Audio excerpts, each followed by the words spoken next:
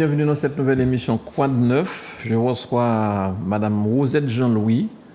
C'est la présidente du Conseil citoyen de Sainte-Thérèse. Je l'appelle aussi affectueusement Madame le maire de Sainte-Thérèse parce que c'est quelqu'un qui se bat pour ce quartier de Fort-de-France. Bonjour Rosette, comment ça va? Bonjour Manu, ça va très très bien, merci.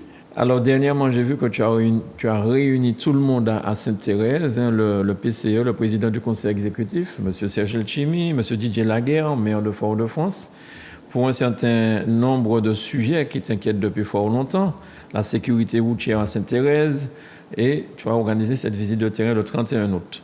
Comment ça s'est passé? Ça a été compliqué de mettre tout ce gratin là ensemble pour faire une visite en co-construction? Non, alors, Manu, ça n'a pas été très difficile, mais parlons-en, puisque tu parles de co-construction, Oui. ce mot à la mode. C'est-à-dire que moi, j'ai une définition très simple de la co-construction. C'est-à-dire que je peux ne pas avoir les mêmes idées, partager les mêmes idées que toi. Je peux ne pas être du même bord politique que toi. Mais sur un projet qui peut aboutir au bien-être des citoyens, moi, je co-construis avec toi.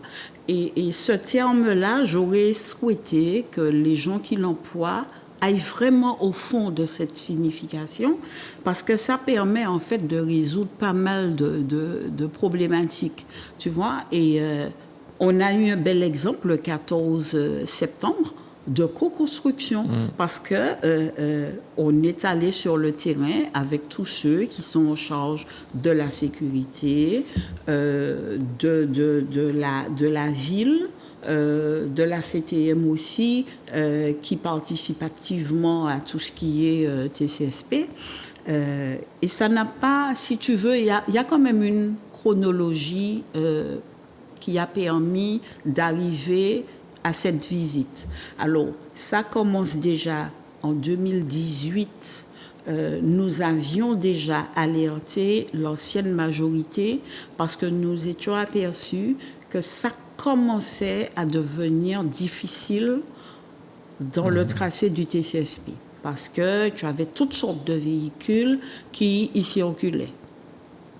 Nous avions aussi alerté parce qu'à la base... Il y a eu des accidents aussi pendant ce tracé. Il y a eu des accidents et à la base aussi, c'était prévu l'embellissement pour qu'on n'ait pas l'impression qu'on est dans une autoroute et puis qu'on descend. C'est ça. Nos courriers n'ont pas eu de suite, mais nous ne nous sommes pas découragés. La nouvelle majorité a été mise en place. Nous avons continué quand même d'alerter 2019, le 3 décembre 2020, avec la sous-préfète qui venait d'être affectée en Martinique. Nous avions déjà alerté, fait une visite de terrain avec elle. Donc, dans cette continuité, le 21 juillet, nous avons rencontré la sous-préfète, la déléguée du préfet, M. Adamski aussi, qui est responsable de tout ce qui est sécurité au niveau de la préfecture, avec des membres du Conseil citoyen, où nous avons évoqué de nouveau la problématique parce qu'il y avait à peine une semaine qu'une jeune femme s'est fait mutiler sur le TCSP. Et on ne pouvait pas rester impuissant devant cet état de choses. Quand nous avons rencontré ces autorités préfectorales, nous avons décidé, au niveau du Conseil citoyen, d'alerter le président de l'exécutif, Serge Letchimy, par un courrier déposé à la CTM le 27 juillet. Donc, on reçoit un appel de son cabinet pour une visite, pour une rencontre.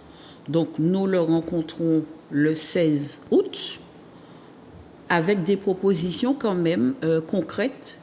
Les propositions qui consistent à mettre des panneaux lumineux comme ceux qu'on a sur la rocade fluide et tout ça, qui rappellent qui doit emprunter le TCSP. Parce qu'il faut rappeler que le TCSP, le transport en commun en site propre, est réservé exclusivement au BHNS. Parce que lorsqu'un véhicule autre que le BHNS emprunte le TCSP, il se passe quoi? Tu as des feux qui normalement se déclenchent. Tu as une balise qui se déclenche. Mais c'est un véhicule qui n'a rien à voir là. Eh bien, ce qui fait que le BHNS bute sur quel que soit moto, voiture et tout ça. Donc, nous avons cessé d'alerter sur ça. Puisque, bon, l'avantage qu'on a, c'est qu'on est sur le terrain avec les associations qui composent le Conseil citoyen. Mais, en tout cas, je ne sais pas pour les autres, mais pour toi, tu habites Sainte-Thérèse. C'est vraiment. Je suis née à Sainte-Thérèse, j'habite à Sainte-Thérèse. Donc, tu as vu l'évolution du quartier, tu connais les problèmes dont tu parles. Ce n'est pas quelque chose que tu récites, quoi. Et lorsque le 16 août, le président de l'exécutif nous a reçus, il était accompagné de 2 de ses techniciens, d'un responsable de son cabinet, et nous étions 3 membres du Conseil citoyen. Et nous lui avons soumis les propositions qui nous paraissaient judicieuses pour porter une amélioration et pour enrayer un petit peu ce genre de problème qu'on rencontre. Et il a été, franchement, on a trouvé un président ouvert, qui a beaucoup échangé avec nous et qui nous a dit qu'effectivement, il avait dans la tête, depuis le début, de réfléchir sur comment résoudre un petit peu ces problèmes-là. Donc, on a parlé de panneaux lumineux, on a parlé aussi de l'aspect piéton. Il y a déjà eu des morts sur... Il y a des morts parce que tu as des piétons qui traversent, mais le plus souvent qui traversent, mais qui ne réalisent même pas qu'ils peuvent se faire choper. Parce qu'il se passe quoi? Tu as des taxis collectifs qui s'arrêtent en plein TCSP pour embarquer des gens. Alors, la personne qui voit le taxi passer, elle peut, en traversant, regarder en bas, mais elle ne regarde pas ce qui vient en haut.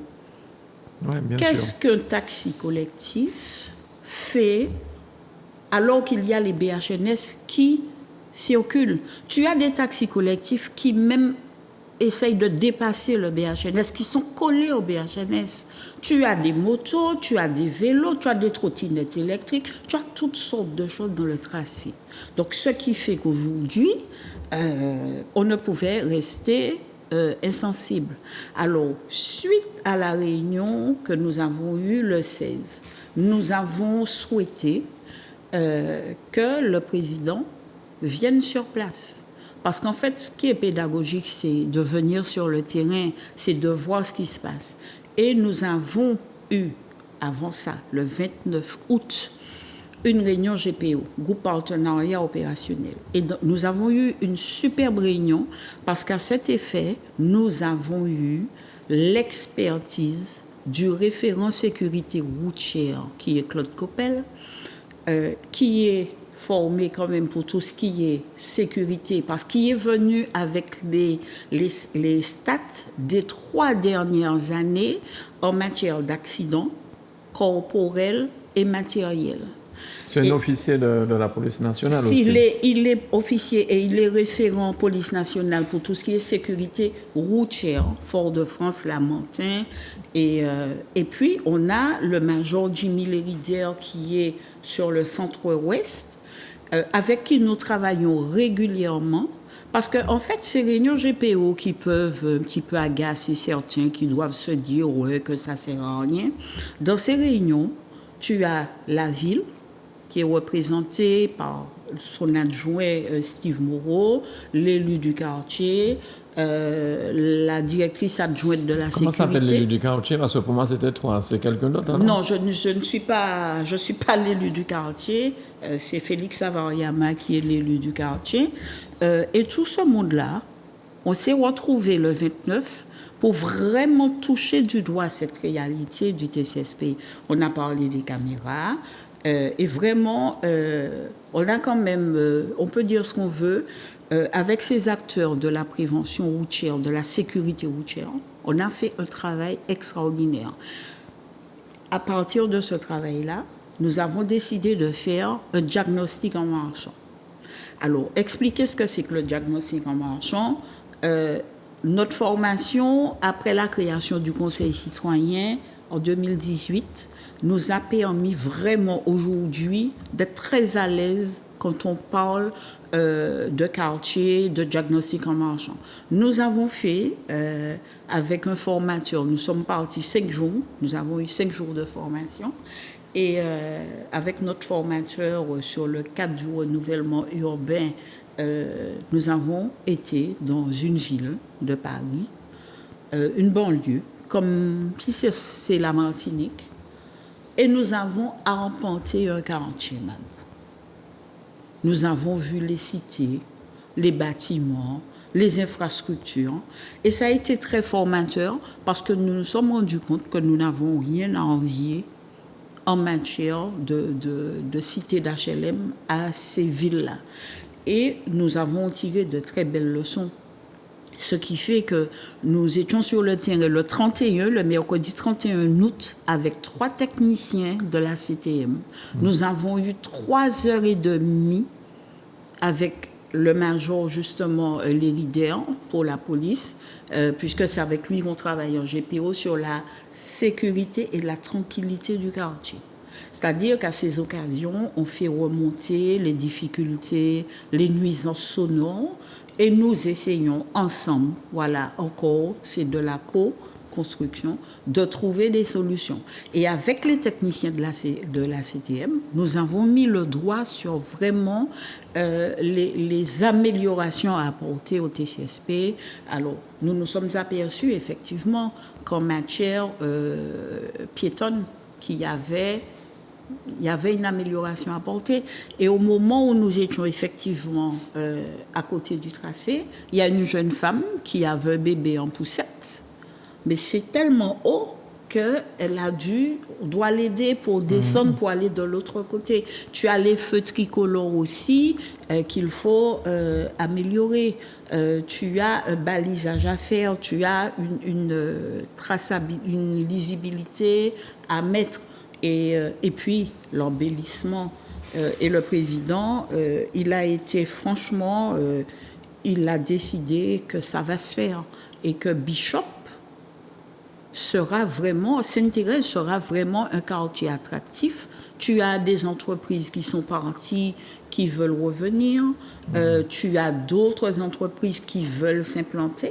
Donc, pour tout ça, il faut donner quand même un cadre. Il faut que Sainte-Thérèse retrouve ses lettres de noblesse, parce que nous, notre volonté, ainsi que celle quand même de la CTM, c'est de voir que la sécurité revienne quand même. Parce que voir des gens se faire tuer quand même, tu prends un BHNS pour aller quelque part, un BHNS bute à un accident avec une voiture légère, il y a des blessés. Bon, écoute, c'est pas ce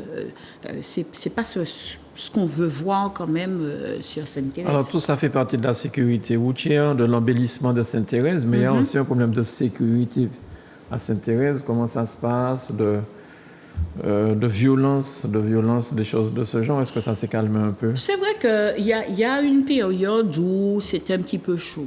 Mais bon, on a eu les événements que tout le monde a connus le 13 novembre. C'est vrai que c'était vraiment difficile, mais on ne peut pas dire que Sainte-Thérèse, c'est un quartier qui est violent. Bon, tu auras deux ou 3 petits fêtes d'hiver qui vont se passer, mais Sainte-Thérèse, tu n'as pas de meurtre à répétition, tu n'as pas cette violence qu'on a connue. Il faut dire que tu as des associations aussi qui font un travail extraordinaire, qui vont à la rencontre de ces jeunes, qui fait qu'une médiation se met en place et on arrive tant bien que mal à maintenir quand même le quartier à flot. Alors, tu as parlé beaucoup de la CTM avec son président Serge Letchimy, oui. Un peu moins de la ville de Fort-de-France et de son maire. Sainte-Thérèse, c'est pas seulement la CTM, c'est aussi la mairie, la ville. Oui, avec la ville, bon, on a des rapports quand même cordiaux avec la ville. Hein. Nous siégeons quand même en contrat de ville sur les appels à projets. Quand il y a une manifestation, nous sollicitons la ville. Bon, elle répond. Dans son champ de compétences. Donc on n'a pas de problème particulier avec la ville. Bon, des fois, nous souhaitons rencontrer le maire. Bon, c'est pas toujours évident d'avoir un rendez-vous, mais mis à part ça, bon, il est vrai qu'on se prend en main aussi. On ne va pas attendre que la municipalité vienne faire pour nous. Si nous-mêmes, on peut le faire par nous-mêmes, tu vois. Mais par contre, on est en contact permanent. Dès qu'il y a un souci, quelque chose, nous alertons. Alors, quand j'ai reçu le président du conseil exécutif, il n'y a pas longtemps, ça fait une semaine, je crois, et il me disait que justement l'embellissement de Sainte-Thérèse, c'est quelque chose qui lui tient à cœur parce que quand il était à la région, il avait prévu l'embellissement. Tout à fait. Faire planter des arbres. Il avait planté des arbres tout le long de Sainte-Thérèse, tout le long de Bishop. C'était prévu. Et bon, ça n'a pas été fait avec l'autre majorité qui était en place, mais là, il tient à ce que ça reparte. Et comme tu disais, embellir Bishop pour donner un cadre agréable à ceux qui veulent y revenir. Parce que c'est vrai qu'il y a des sociétés qui sont parties. Et puis, tu as beaucoup d'espaces délaissés que l'on peut fleurir. Tu as les ronds-points que l'on peut fleurir en tenant compte de la hauteur quand même, parce que tu ne peux pas planter un palmier dans un rond-point. Tu as des petites fleurs très jolies, très agréables. Moi, j'y crois. Et nous serons très attentifs, très vigilants, et je pense qu'il a demandé également que nous soyons associés. Le Conseil citoyen a demandé qu'il y ait une communication commune qui soit faite. C'est-à-dire que tout ce qui va concerner justement Bishop, que ce soit avec les taxis collectifs, que ce soit en matière d'embellissement, nous serons là et nous tenons à être là, comme dirait l'autre, depuis le premier coup de marteau pour voir l'avancée et nous suivrons pas à pas. En parlant des taxis collectifs, est-ce qu'ils vont continuer à emprunter la voie réservée à ces véhicules spéciaux? Nous avons appris, comme je l'ai dit dans la vidéo, jusqu'au GPO qu'on a eu le 29, on ne savait pas que le maire de Fort-de-France avait pris un arrêté qui prendrait fin le 31 décembre. En fait, c'était un accord qui permettait aux taxis 2 places. Mais il se trouve aujourd'hui qu'il n'y a pas que les taxis de place. Moi, le reproche que je peux faire à ces utilisateurs, c'est qu'ils roulent. Il y en a qui roulent vite et ça pose problème. Oui, j'ai entendu que c'était par rapport aux embouteillages, mais jour férié, week-end, qu'il y ait embouteillage ou pas, tout le monde, c'est bras pour nous aller. Donc moi, je dis qu'il faut réguler tout ça. Il faut réunir tout ce monde-là. C'est vrai que ça va créer certainement des frictions, mais il faut qu'on apprenne. En matière de sécurité, on ne joue pas avec la sécurité. Ce sont des êtres humains qui perdent leur vie. Ce sont des gens qui risquent d'être mutilés en traversant. Et ça, on ne peut plus l'accepter. Donc il va falloir que tout le monde intègre cette notion de sécurité. Et puis, ça devrait quand même aller. Faut-il mettre des ralentisseurs pour permettre à ces véhicules hors du TCSP de rouler un peu plus lentement? Alors, moi, je ne vais pas m'avancer sur ça parce que ce n'est pas de mon champ de compétences, mais il faut effectivement, si les ralentisseurs peuvent permettre que les gens ne pensent pas qu'ils sont sur une piste de voiture de course, oui. Parce qu'il faut voir à quelle allure ces gens-là passent dans le tracé. Hein. Et lors de la visite, effectivement, tous les acteurs qui étaient sur le terrain ont pu voir que les taxis, ils ont qu'à rouler, pas au gaz, quoi. Donc, moi, je pense qu'il faut que chacun soit discipliné. Les citoyens, quand ils traversent, on ne traverse pas n'importe comment. Oui. Il y a des feux, que le feu soit vert, ou quand on est traversé, feu à rouge. Il faut que du citoyen, quand même, aux automobilistes, il faut qu'on soit discipliné. Et si tout le monde applique les règles en matière de sécurité routière, on n'aurait pas ces catastrophes auxquelles on assiste. Est-ce que la fête du quartier Sainte-Thérèse va continuer avec les groupes qui viennent jouer là dans l'angle? Alors, cette année, la fête n'aura pas lieu. Parce que, bon, il y a eu quand même le Covid, il y a eu quand même quelques difficultés. Donc, il s'est trouvé qu'il y a eu une réunion quand même, puisqu'il faut savoir que la fête de Sainte-Thérèse, c'est au début du mois d'octobre. Et prudemment, il a été décidé quand même qu'on reportait à l'année prochaine. C'est pas la peine de faire une fête de quartier, de la bâcler. Il vaut mieux prendre son temps, puisqu'il faut savoir que la fête de Sainte-Thérèse, c'est l'ensemble des associations qui se réunissent et chaque association, dans son domaine, porte sa contribution. Donc cette année, il n'y aura pas la fête de Sainte-Thérèse. Vous êtes Jean-Louis, président du Conseil citoyen de Sainte-Thérèse. Merci beaucoup pour toutes ces explications. Ça fera plaisir aux habitants de Sainte-Thérèse, aux gens qui traversent cette fameuse voie du TCSP, de se sentir un peu plus rassurés. Oui, mais c'est notre souhait aussi, et puis que notre embellissement et que tout soit fait dans les temps, que ça ne prenne pas trop de temps, et puis que la vie soit plus belle. Merci Madame le maire, bon courage et à bientôt. Mado, je t'ai déjà dit de ne pas m'appeler Madame le maire. Madame le maire de Sainte-Thérèse, parce que ça devient un petit peu pénible pour moi. Ça donne des frissons? Non, parce que les gens ne prennent plus.